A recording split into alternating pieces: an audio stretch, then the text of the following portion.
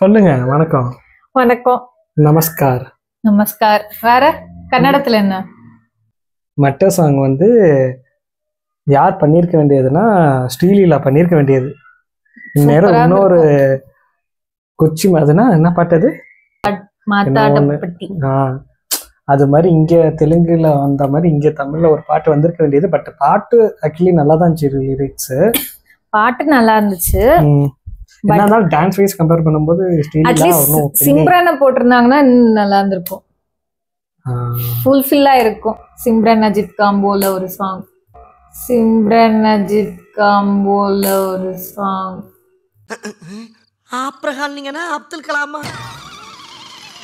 ஐயோ பாவம், அவரே கன்ஃபியூஸ் ஆயிட்டாராம். பட் ஆனால் இது வீடியோ சாங் தேட்டரில் பார்க்கும்போது நல்லா இருந்துச்சு. பார்ப்போம் எப்படி இருக்குன்னு. அது ரொம்ப கத்திட்டு பார்த்ததுனால அந்த அளவுக்கு ஒரு இதாக கிளாரிட்டியாக என்னன்னு மியூசிக் கேட்க முடியல. பட் இப்போ பார்க்கணும் விஷுவல் போடுவேன். போடுங்க பார்ப்போம். ஆனால் இன்னும் எனர்ஜி அதே எனர்ஜி. விஜய் இல்ல இதெல்லாம் எனக்கு ஒல்லியா தெரியற மாதிரி இருக்கு. அதுதான் எனக்கும் தெரியல எப்படின்னு. ஃபிட்டா ட்ரெஸ் போட்டிருக்கு அதனாலயா?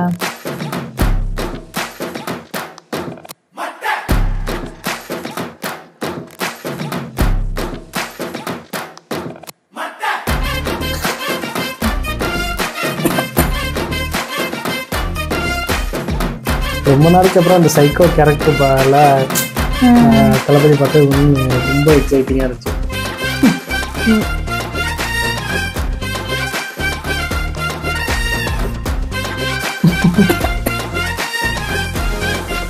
அம்மா சவுண்டு இருக்கும் தேட்டரில்.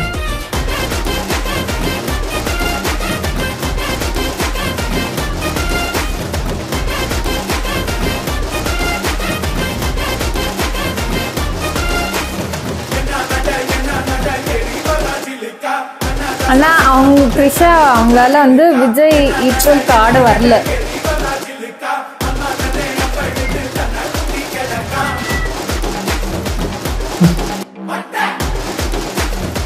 ஆக்சுவலி அந்த தெலுங்கு மூவி பண்ணாங்க, அது டாக்டர் அவரே தான் பண்ணாங்க. ஸ்டெப்ஸ் பார்த்தாலே தெரியுது. அதனாலே கூட்டிட்டு வந்தாங்க சேகர் மாஸ்டர். நல்லா இருக்கும் அவரோட ஸ்டெப்ஸ் எல்லாமே.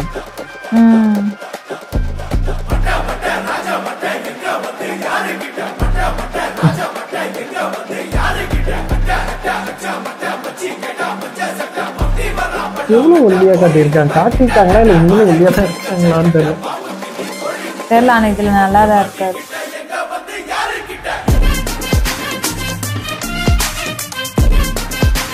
இதெல்லாம் ரோபோ ஆடுற மாதிரியே இருக்குல்ல. பக்கத்துல இருக்க பசங்களோட சின்ன பையன்.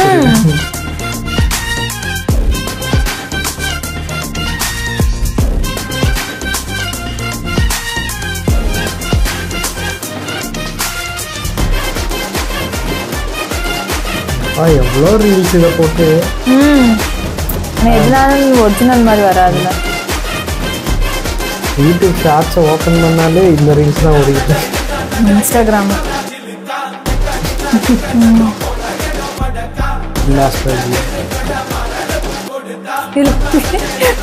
மாதிரியே இருக்காங்க பாக்குறது. அரண்மனையில வருவாங்கல்ல. எனக்கு மட்டும் தோணுச்சு, நினைச்ச எல்லாருக்கும் தோணு.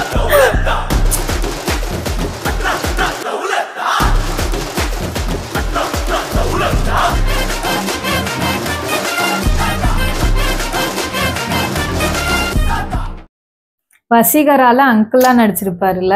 அங்கிள் இல்ல, வில்லனா. கைண்ட் ஆஃப் இல்ல. ஆக்சுவலி அதான் மாத்தி சொல்லிட்டேன், சாரி. இதுல அங்கிளா நடிச்சிருக்காரு. பொண்ணு கல்யாணம் பண்ணிக்க வேண்டிய பொண்ணு லவ் பண்ணிருக்காங்க. அதுலயும் ஸ்னேகா தானே வருவாங்க. வசீகரால இவங்க யூத்ல வருவாரு. யூத் வசீகராலையும் வர மாட்டாரா?